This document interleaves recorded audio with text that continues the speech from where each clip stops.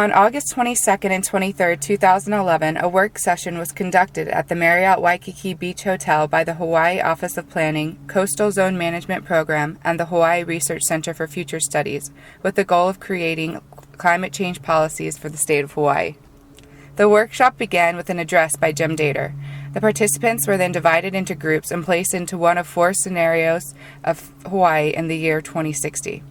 The scenarios were created according to futures methodologies, environmental scans, and interviews with experts in fields related to climate change. In each immersive exposure to the 4 future scenarios, participants discussed several questions, the responses to which were then used to generate a summary of general trends, drivers, and outliers. The participants' responses were compiled and analyzed for points of agreement common to all 4 scenarios. These points of agreement were used to find overarching trends and to create policy recommendations for adapting to climate change in Hawaii. While placed in the immersive scenarios, participants were asked the following questions. Compared to the beginning of the 21st century, what are the major advantages we have for addressing climate change in the future? Compared to the beginning of the 21st century, what are the major challenges we have for addressing climate change in the future? Who will be the major actors creating and carrying out these policies in the future? For example, nations, corporations, scientific and educational institutions, individuals, religious groups, terrorists, etc. In this future, how does climate change affect the nature of relationships among stakeholders? Who in this future society would reap the most benefits and who would face the most challenges? How certain are we that the future described in your scenario will occur? Is it more likely or less likely? If this future is likely, what could we have done in the early 21st century to prepare for this future? If this future is not likely in your opinion, what makes this scenario less likely? How preferable is the future described in your scenario? That is, how close is it to your own preferred future? Continued growth scenario is heavily focused on the persistence of a growth-oriented, technology-progressive, multinational, corporation-guided, ultra-rich population that controls most of Hawaii's politics and economy. Life on Oahu's Gold Coast has never been better, even and perhaps especially in the wake of climate change. As expected, sea level rise and coastal erosion have been minor obstacles, and our perspective has always been that the many trials and tribulations brought about by climate change are opportunities for continued growth and market capitalization. As deconstruction continues on the Greater Honolulu seawall, we feel confident that we can increase profits across numerous sectors while financially mitigating the ongoing 1-foot rise in sea level, and as projections signal greater encroachment, perhaps up to and beyond a 1-meter rise by the end of the century, and we remain confident that cost-effective and profitable solutions will be brought to the market. With the standoff in the South China Sea escalating, our support of U.S. and allied Asian military operations portends a significant increase in our warfare robotics division, whose H-2 drones have been an integral part of fending off drills by North Chinese warships and piracy in a region and closer to our island home. We're also excited to announce a partnership with the Pacific Intelligence Command to install a new AI intelligence analytics network specializing in security forecasting and games-based defense strategy, and we're hopeful that our alliance with the military will bring the ongoing cyber attacks from religious extremists against our technology infrastructure to a swift end. Now that we have purchased a controlling interest in the University of Hawaii system, we are working to tailor the institution's pedagogy and curriculum to suit the military's growing needs, which drives the local economy. We're planning on announcing this partnership with a new billboard next to the Chinatown Corridor exit off the H1 a few weeks before registration opens. As the only locally owned accredited institution of higher learning on the island, we have a veritable monopoly on local talent, as many families cannot afford the taxes and the service requirements for education on the mainland. We know that the families who live on island want to work and play here, and we feel extremely satisfied with the educational opportunities we can provide to the top 0.5% of the state's growing population, who according to our most recent data claim upwards of 90% of the island's wealth. We have not, however, forgotten about the other 1.8 million island residents, and our virtual vocational training platforms have seen record enrollment. Our inclusive housing plans have skyrocketed as real estate prices on our islands continue to rise, but we want to give back to the community, so we've doubled our efforts on the Upper Makakilo Domicile Deficient Relocation Initiative, which should house upwards of 30,000 residents in need. As our island climate begins to dry, and with the last of Oahu's original agricultural land now under development, we can finally implement our grand strategy for the island's food system, which we are calling GM Home. We're confident that localized and small-scale production of GMO produce, which ensures that island customers can only grow our seeds, will provide an affordable and sustainable alternative for lower-income families who cannot bear the burden of the Trans-Pacific tariff on produce, which is currently at 67%. As negotiations with Googleplex Industries recently came to a close, we're confident that this initiative will bring them back to the bargaining table. We had also previously agreed to renegotiate the barrel tax rates to the Inner Island Refinery on Molokai and for the Pacific Drilling and Mining Rig off the Northwest Hawaiian Islands, but the tariff setback has stalled all negotiations. We're committed to building an energy-independent Pacific, and as drilling in ANWR comes to a close, we are confident that the U.S. will look to our islands to bring what is left of the world's crude oil to the market safely and sustainably. As concerns over freshwater access have driven millions from their homes across Africa and parts of the Americas, we're working with the military and the state to subsidize a large-scale reverse osmosis desalination plant for Oahu's leeward coast to ensure and stabilize Hawaii's strategic significance within the region. As we continue to negotiate the purchase of the island's remaining usable beaches, we're excited about the opportunity to reinvigorate island tourism, and we're glad to have the assistance of the military and state agencies in clearing away the illegal tenements along Waianae and Waimanalo in order to begin construction of our 150-story beachfront timeshare and flex residence properties in the coming months. We see these properties as key in providing opportunities for investment both locally and internationally. Thank you for your continued patronage and attendance at today's meeting. The Disciplined Society is characterized by heavy focus on conservation and resource management.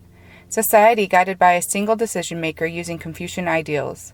Active social control, hybrid manual and fuel-based energy generation, and severely limited access to non-locally produced resources. Followers of Master T, welcome to the 2006 annual meeting at the T Schoolhouse. As you know, since Master T was appointed as one of the Master Citizens in 2050 by the Hawaiian government, the Master has taught us how to achieve ethical and aesthetic excellence in one's everyday life. I am a facilitator of the meeting today, so I am going to report to Master T what we discuss after our meeting is over. Followers, we are here to discuss how to make our community better. Yesterday I asked Master T what single thing would improve the quality of our life. The Master replied, "Tighten your belts and save, and produce more than you consume." Even though we believe that we moved from a consumer society where one's very livelihood depended on increasing consumption, Master T doesn't seem to be sure that we went cold turkey from the consumer society.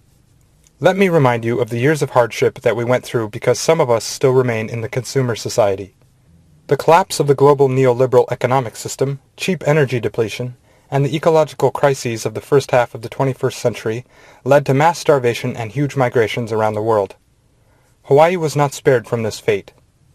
These challenges were often felt even more across the islands, especially as tourism and the input of food and energy was reduced to a mere trickle. And then for a while, severe flooding inundated Oahu. In a single night, there were torrential downpours that dropped over 20 inches in just an hour's time. Lots of people died, and survivors suffered from a lack of water, food, medicine, and electricity. Because of these unexpected events being duplicated around the globe, the world population went down a third to 5 billion. The Hawaii population was down a half to 600,000.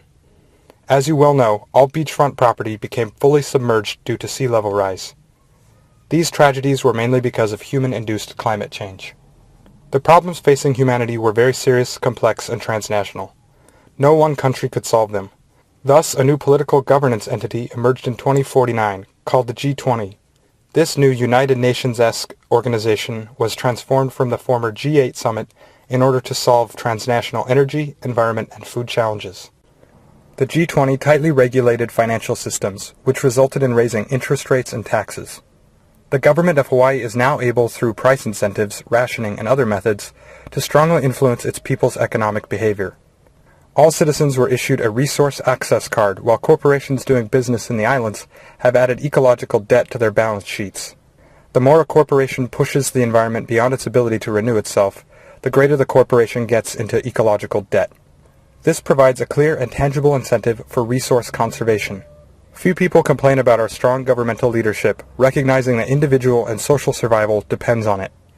We call these efforts the strategy of a conserver society. These strategies are sensitive to the limits of growth and are designed to challenge people's behavior whether or not they change their values. While the strategies certainly are desirable to thrifty people who conserve resources, these overarching strategies assume that people want to have a growing economy, but in different ways than they previously practiced. By being more efficient and less wasteful, modest growth could be maintained with energy loss and other resources, thus doing more with less. For example, we use antimatter-powered public buses instead of private cars. We still use airplanes, but only for business. We drink water that has been run through silver nanowire filtration. We turn all food into energy. As is not uncommon elsewhere in Asia, most people in Hawaii eat insects. They are very nutritious and easy to raise without harming the environment. We have a large family that understands the need to share everything, linking together to create their home. In order to find an optimal solution to the energy and food crises, the G20 created a network of transnational research universities called Global Green Universities. The University of Hawaii at Manoa became one of the G20 universities, as UH has strong research abilities in the fields of ocean, land, and space. UH hired the best global scientists, engineers, designers, and economists. Students are granted internships where they can work on various projects to make our islands strong. In order to keep things working smoothly, alcohol consumption is strictly limited for students, and the drinking of organic tea is encouraged. In this morning's session with other mentors, Master T imparted some timely wisdom. Renew yourself completely each day. Do it again, forever again. He has a truly disciplined mind, and we are very fortunate to have him as our guide on the pathway towards conserving life in our precious islands. We do not break down what we have, nor transform what we have. We continuously renew what we have in order to live in harmony with all that exists. Followers, these efforts that were made are good, but not enough for sustainable growth. Let's put forth every ounce of our energies in order to internalize values of the conserver society where life thoughtfully continues moving forward. Who can be the first to speak for a better community? Master T will be pleased to hear from you. The collapse scenario is driven by resource and food shortages, coupled with an increase in environmental disasters. Hawaii is more isolated from the mainland, increased emphasis on community-based governance, and a return to traditional ways of doing things. The Great Shift began in the early 21st century when easy prosperity still blessed our island chain.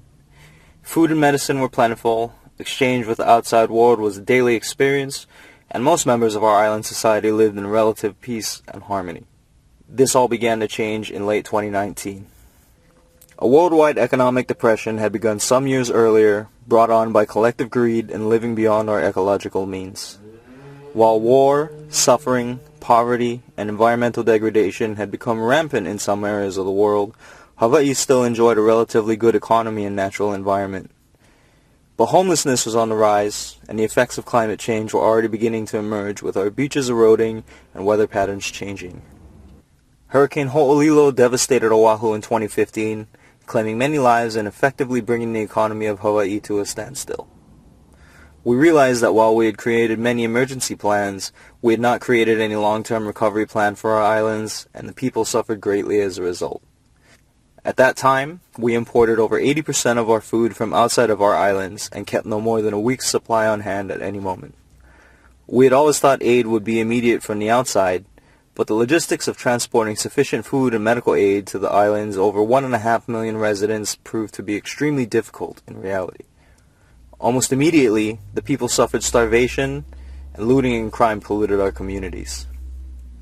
While a sense of normalcy eventually returned, the damage to our city and infrastructure was great, and the memories of violence and chaos were too much for many residents. Some with shallow roots in Hawaii decided to leave the islands, and our economy, which was almost completely dependent on tourism at the time, began to languish. At the same time, in spite of the global recession, severe oil price shocks began, with the price of oil reaching over $200 a barrel.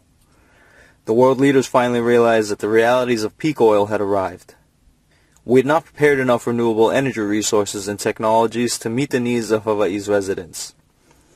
Imports of goods, food, and energy quickly became expensive beyond the reach of the average citizen, and the economic downturn worldwide deepened to an unending depression. It was not long before many more of those with the means to do so and without deep family roots moved away. From a population of 1.6 million, our island soon only held some 400,000 residents. We hear of the times when the U.S. military held large plots of land on the islands, but this all changed when the global disaster struck. After the last military base vacated in 2028, we were left with only a small local Coast Guard to maintain any semblance of order. It was not enough to keep island-wide peace for long. When a mega tsunami hit in 2032, triggered by a huge earthquake in the Aleutian Islands north of Hawaii, residents were unprepared. The warning system was down due to energy shortages, and many lives were lost. This final disaster sent our islands into a tailspin of food shortages, starvation, rampant crime, and suffering. Sea level rise exceeded many of the experts' predictions, and we are now living with an ocean that is over 3 feet higher than it was in the 21st century, and we see signs that it is still rising. Our storms today are much stronger, flooding has become common, and our communities have learned to operate in an almost constant struggle for survival. Some of our elders who are still alive today remember well these dark times, and we have learned much from them. As the remaining residents of our islands began to emerge from the shock of such drastic changes, they collectively realized that to survive as a society we would need to work together. To end the violence and chaos that had descended on our islands, and to begin rebuilding a new way of life, we would need to become one Hawaii. The Pono Peace Talks began in 2042, leading to the One Hawaii Community Leadership Council that we know today. The U.S. government had always cared about us, but there was only so much they could do from so far away. Now, like every other country, we hear news that the U.S. itself is in disarray, devolving into many local self-governing communities concerned with their own survival. We invited our representatives from Washington to attend this council, but they did not respond once again, so we can only assume that the journey was too arduous to make. We long ago learned that it is up to us to create the world that we want to live in. Ours is a Hawaii where all members of a community work together to grow the food they need, to harvest water, to create energy, to educate each other, and to engage in artistic endeavors that feed our minds and souls. Today, in this sacred place, in the abundant mountains of Mokuleia, we gather to share, to learn, and to develop new ideas for the futures. We know that the air, water, and land are our blessings to be treasured and protected, and that we will only survive as one Hawaii. The transformed scenario is characterized by a fundamental shift in society and technology, purposeful acceleration of climate change, heavy utilization of genetic and cybernetic adaptation strategies, and the utilization of the ocean as a new urban environment both below and above the water. The 2060 Blue Hawaii Stakeholder Meeting in Kel now begins. Here are mainlanders from Hawaii Dirt and also mainlanders here by projection. Here also are the Gene Masters, speakers of the language of God, geoengineers, readers of dirt and sea, with other scientists from other sacred Kel. I will speak common sound so that all may understand and begin by recalling how Hawaii has come to be as it is known today. As all know, life in Hawaii has been much different since the United Nations Forum on Climate Change, prompted by the realization that humans have influence on all parts of the Earth's ecosystem, the so-called Anthropocene movement, reached a general consensus that humans should take a more active role in shaping evolution and embrace humankind's role as a major geologic force. For decades, our grandsires worked to reverse or slow the effects of climate change. But by the time of the forum, opinion had shifted from a back-to-nature mentality to one of intelligent evolution. Rather than viewing the Earth as a series of landmasses isolated by water, our grandsires of the first Anthropocene advocated a reorientation which insisted that bodies of waters were isolated by landmasses. As the melting of the polar ice caps provided Russia with convenient lanes of water transport and access to resources, so too did Hawaiians begin to think of a Hawaiian hyquatic continent rather than our home as isolated Hawaiian islands. As Hawaii's poor or recently dirtless residents began living on ships speckled around each island, our grandsires began to build more permanent and artificial islands of dirt. As these floating favelas gradually became occupied by more and more of those who worked and lived in water, the separation between floating Honolulu is now indistinguishable from old Honolulu, except that many more choose to live in water than on dirt. After the technological singularity of the 2040s, in which human intelligence merged with non-biologic intelligence to revolutionize genetics, robotics, and nanotechnologies, many humans chose to abandon biologic systems for technologic forms. We in Hawaii have largely chosen to remain biologic, though some here have incorporated machines into their living flesh. Mainlanders and other children of the singularity now come to Hawaii as genetic tourists, seeking to escape the cold and metal cities on dirted continents. Hawaii's long history of ocean farming, dating back to pre-contact periods of overpopulation, helped our grandsires avoid some of the food shortages experienced by dirted humankind. As a leader of ocean farming in the Anthropocene era, early advances in genetic manipulation allowed for a wide variety of hardy, climate-adaptive plants and animals to be engineered for human consumption. A decreasing preference for anything natural or unintelligently evolved, combined with increasingly scarce access to potable water, encouraged development of pharmaceutical and organ replacement technologies which encourage water retention and purification within the human body. Better kidneys and the ingestion of dialysis nanites now allow us to live with less water than our water-fat grandsires could have endured. Later, as more Hawaiians began to work and live underwater, modifications to the human genes allowed for minimal consumption of oxygen. Some of our youngest children now are able to breathe underwater and also drink the water of the oceans, thanks to the gene masters. As the estrogenic chemicals of our grandsires continue to dilute in our waters, the male's inability to produce sperm has made sexual reproduction difficult. Only 10 years ago did the first human children asexually bud from their parents' bodies, and the gender of male became vestigial to the human species. For those here in Kel who wish to be considered biologic males, I remind you to drink your testosterone interval. As fossil fuel energy production became more expensive and difficult to import, as well as the susceptibility of electronics to water, we of the Hyquatic continent have developed bioelectrical energy generation and storage. The warmth of the earth, the light of the sun, and the pull of the moon provide all that our bodies and cities require. Hawaii's educational systems have become intensely focused on aquaculture and the invention of biotechnologies through an understanding of the language of God and the climate engineering of geoengineers. Libraries, once filled with books preserving knowledge, have also become storehouses for genetic samples. We have seen an increase in political conflict between the dirted Hawaiians and those living in the ocean. Definitions of human vary between mainlanders, augmented with their artificial intelligences and electronic prosthetics, and the Hawaiian preference for genetic manipulation and biologic has caused some strife. Many of you here today undoubtedly remember moving from dirted communities to your ocean homes. Some few of you may only rarely find yourself on Hawaiian dirt, now that so much of our production and work lives are now surrounded by water. The climate engineering projects of the geoengineers are continuing, but as the first generation of children who are likely to never set foot on dirt are being born, some with gills and some without, we have asked you to the stakeholders meeting in order to consider whether our climate engineering projects will continue to meet Hawaii's needs. You are here representing the different communities of the Hyquatic continent, and many of you are experts in aquaculture, geoengineering, the language of God, education, policy, and health. Bring those expertise to bear in today's meeting of Kel, and remember that you speak for many who cannot be here. Several key themes not directly related to the drivers or the scenarios themselves were identified as a general malaise regarding faith that adaptive action will be taken in time to prevent disaster. Climate change is seen as a negative that will be mitigated, but is not something that most people embrace, though there was wide agreement that it is inevitable. How we adapt to sea level rise is important. Oahu was widely viewed as the most likely to suffer from the negative effects of sea level rise and would suffer the effects worst and first. The general work group orientation tended to believe that the future would be worse than the present. The collapse scenario was viewed as likely, while the others drew mixed responses. Finally, the points of agreement to the responses were synthesized into policy recommendations for the state of Hawaii. The response-based policy recommendations are: Oahu is the best testing ground for policies because it will be most affected by climate change.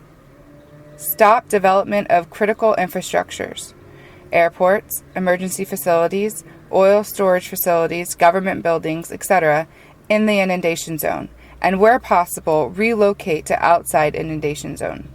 Consider policies geared towards reducing population pressure on Hawaii's resources, including policies on immigration and maximum residency caps, restrictions on the number of tourists allowed into the state at any one time, limit the number of people that can live on and visit each island, encourage lifestyle choices that will lessen the dependence on imported medications, encourage expanding the built environment into the ocean with an eye towards minimal modification of the natural environment, encourage research of sustainable technologies that can be designed, produced, and maintained locally, encourage development of alternative forms of energy and transportation, decrease dependence on the importation of goods, services, and human resources, consider alternative forms of long-distance, high-capacity transport to and from the mainland and international destinations, diversify and decentralize energy sources, create an official agency whose sole task is to anticipate and create policies that advocate for and protect the welfare of future generations as a silent minority group. In this workshop, we used an alternative futures method which focused on immersing participants in a future scenario environment as much as possible in order to engage all the participants' senses and sensibilities. In this workshop, the immersive scenario method proved effective in disrupting the belief in a future which strongly resembled the past and is merely an extension of the present.